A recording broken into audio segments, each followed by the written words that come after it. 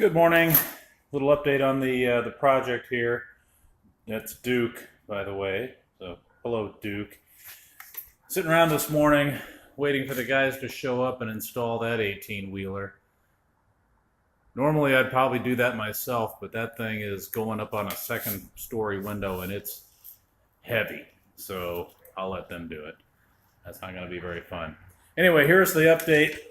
Current status of the Bobber project. What is it? End of November, I don't know, 28th, something like that. Here's what we got so far. Obviously, I've got the donor bike pretty much disassembled. The motor is in the new frame. This is a Paughco SLP120 frame, and definitely like it. Right now, see, I've got it sort of jigged up on some shims, so I just want to get it sitting where I want, because the big question was what forks to get and how long to get them. So I went round and round on that, jigged them up, and then I ended up taking this this piece of just plain old copper pipe and ran that down through the steering head. Well, I'll straighten it out anyway. Here we go.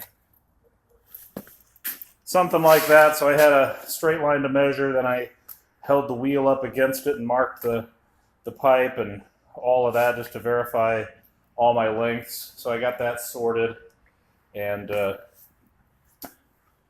think we're pretty much set as far as knowing what to get for the forks. That's kind of the last big component of this that hasn't gotten resolved yet.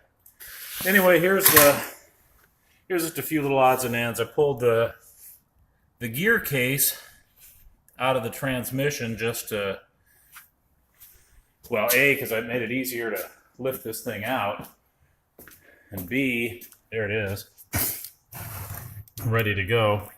The kicker kit requires that this shaft here, the main shaft, get replaced. So figure, I'm gonna have to come out anyway. May as well come out now. Got that out. Pulled the carb and at least the top half of the magneto off, just to make it easier to work this thing for now. So a few issues. You see back here, I can't figure out how to get to it. I've got the rear motor bolts, motor mounts, that's all bolted up. So the motor is in essentially the correct position. And the first thing I noticed is we've got these front mounts here, these pieces of tubing, but you'll see there's a fairly decent gap between that and this mount here.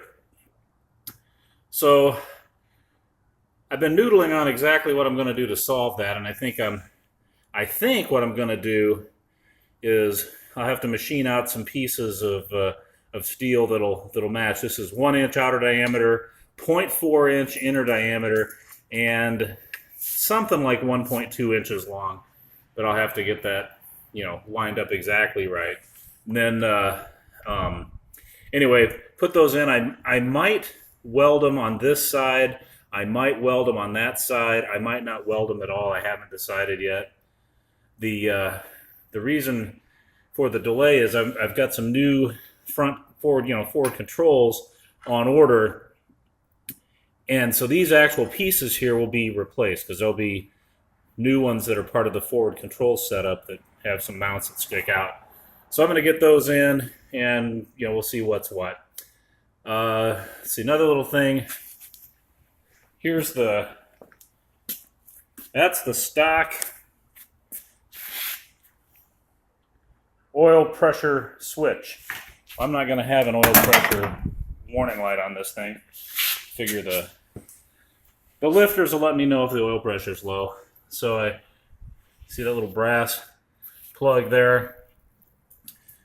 That fitting is a standard 1/8 pipe thread fit, so just went and got a plug and stuck that in.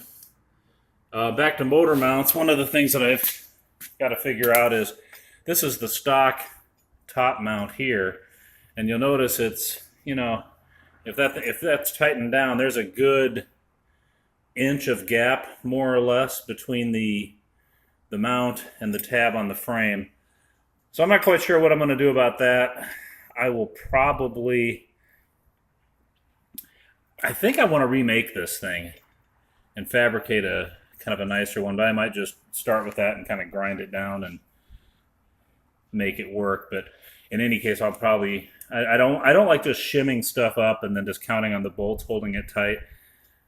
I want to either just weld a few layers of plate onto the back side of this, or, you know, fabricate something that will reach that over to the tab.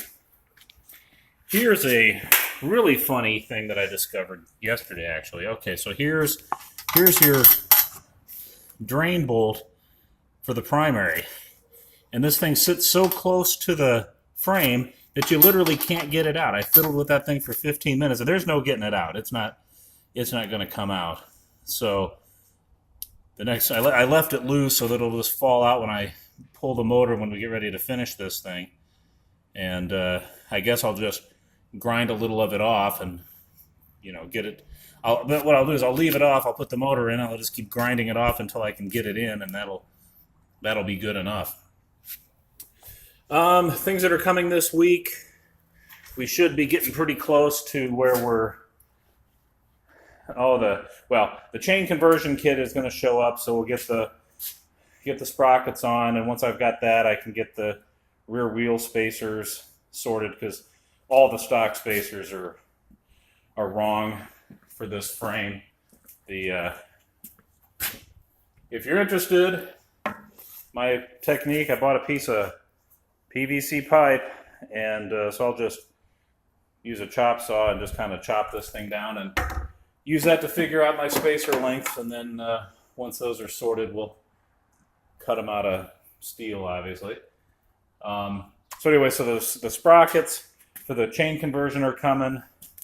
So this stock belt sprocket will come off. Get that in. Get the forward controls are coming, and like I said, that'll give us new mount plates. You know, basically this one and the one on the other side.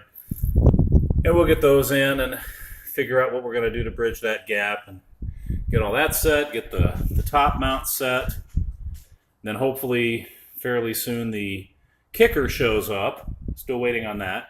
And then get the gear set installed and move this thing forward. Anyway, that's the update for now. Have a good afternoon.